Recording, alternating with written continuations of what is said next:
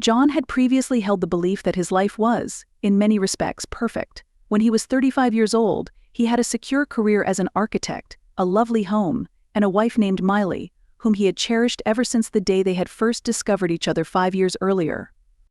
They appeared to be the ideal pair, as they were content, loving, and profoundly connected to one another. They were the epitome of contemporary love. As their friends described them, they would go on impromptu weekend trips, have meals with candlelight, and dream together about a future that would be full of trips and adventures. However, underneath this glossed veneer, John had started to see that there were some little fractures. As a freelance graphic designer, Miley had begun to spend more time away from home, reportedly for work meetings or unexpected client situations that arose at the last minute.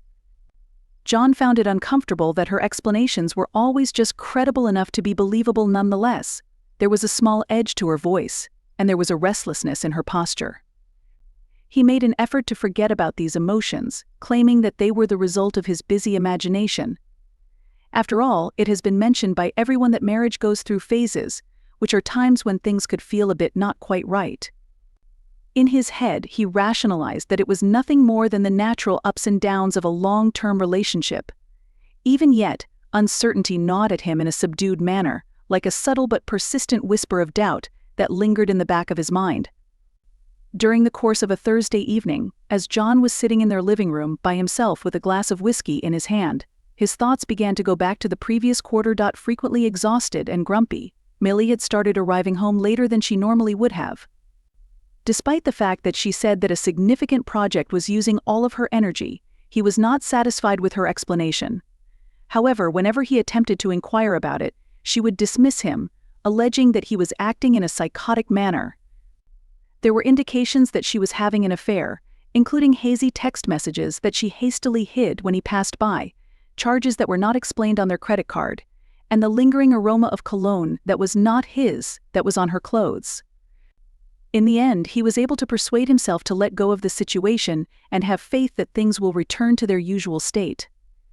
Over the course of tonight, however, he experienced a peculiar want to learn, a burning drive to discover the truth.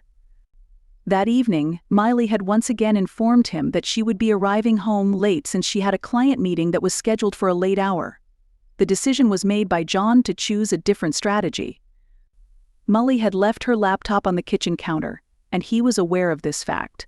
She left it open, but she assumed that Mark would never look through it. This was something she had done numerous times before. But things were different tonight. As soon as he opened her laptop, he experienced a brief moment of shame, but he quickly pushed it out of his mind. He was in need of answers. The first thing he did was check through her emails. There was nothing odd in them. He then proceeded to examine her calendar.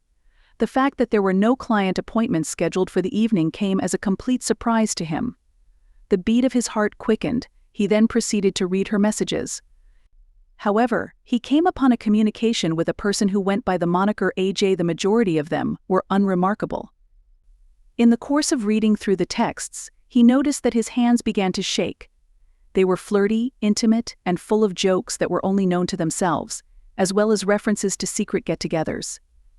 His biggest dread was confirmed by the most recent texts, which stated that she had gone to meet this AJ evening. In Mark's chest, his heart was beating rapidly. Angry and betrayed, he felt a mixture of emotions. What could she possibly have done to him? To the union between them? He did not give it much thought before grabbing the keys to his car and driving to the location that he had written down in one of the messages. He was not familiar with the address, but as he got closer, he understood that it was a modest motel located on the outskirts of the metropolitan area.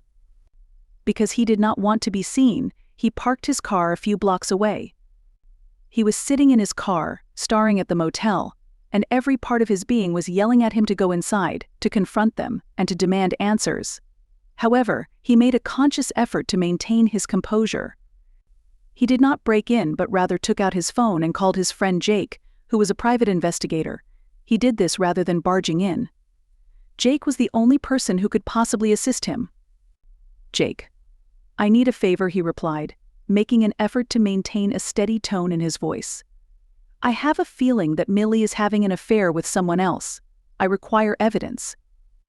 There was a brief pause in Jake's silence. "Do you have any doubts, John? You are aware of what you are requesting?"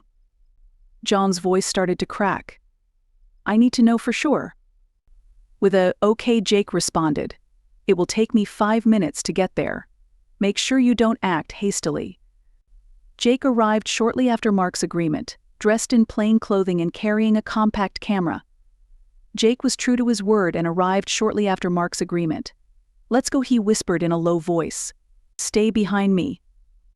They made their way toward the motel, attempting to avoid being noticed by slipping around the back of the establishment. Because Jake had previous expertise in these kinds of circumstances, he guided them with a calm and precise manner. When they arrived at a window, John was able to see Millie smiling and sitting on the side of the bed with a man he did not recognize. This was made possible by a small break in the curtains. At that very moment, his heart snapped in two. To scream, to demand an explanation, and to burst through the door were all things that he desired to do. Jake, however, stood in his way. He hushed, not yet as he spoke. "You need proof." During the time that Jake was taking photographs through the window, Mark nodded, tears burning his eyes. While the man was leaning down and kissing Millie, John felt a twisting sensation in his stomach. This was the end, that which cannot be refuted. They went back to Mark's house, and when they got there, he was sitting in his living room, staring blankly at the wall. The photographs that Jake had taken were crystal clear. Their subject was Emily, who was in his bedroom with another man. The act of betrayal pierced his heart, like a searing dagger. Jake was sitting next to him, providing him with silent support. After a long time, he eventually said, "What are you going to do?" A big breath was taken by Mark. "I'm not going to confront her right away," he murmured slowly, a frozen determination settling over him. "I'm not going to confront her today. I want her to understand how terribly she has messed up as soon as possible. I want her to go through the same pain that I am going through right now." A nod indicated that Jake understood. "You know where to find me if you need anything." John started making preparations for a plan as soon as Jake left the room. This was not something that he was going to let Emily get away with. She would have to face the repercussions of her actions eventually. She had betrayed him in the most heinous way imaginable, and he was not going to allow her to escape this situation without leaving her own mark on her body at the very least. Millie arrived home late that night, smiling as if nothing had happened, as if she had come to terms with the situation. "Hey babe," she greeted with a bubbly tone. "How was your evening?" In an effort to stifle the wrath and pain that was rising up inside of him, John compelled himself to smile in response. He replied, fine, with a tense tone in his voice. "Just worked on some projects." As she moved closer to him, in order to kiss him, he made a little turn of his head. He whispered, "I'm tired," while falsely yawning. "I'm tired, I think I'll head to bed." Molly appeared to be a little perplexed but nodded. "Okay, I'll be up in a bit." As John laid in bed, he experienced a burst of adrenaline that swept through his body. Because his thoughts were racing, he was aware that he needed to take action immediately if he intended to carry out his plan. Following the moment he became aware that Emily had fallen asleep, he secretly arose from his bed and made his way to his home office. He was committed to ensuring that each and every aspect was flawless. In the past, John had always been proficient with technology, and today he was going to put his abilities to good use. He then proceeded to spend the subsequent few hours putting together a series of traps, both digital and otherwise, that would assist him in exacting his vengeance.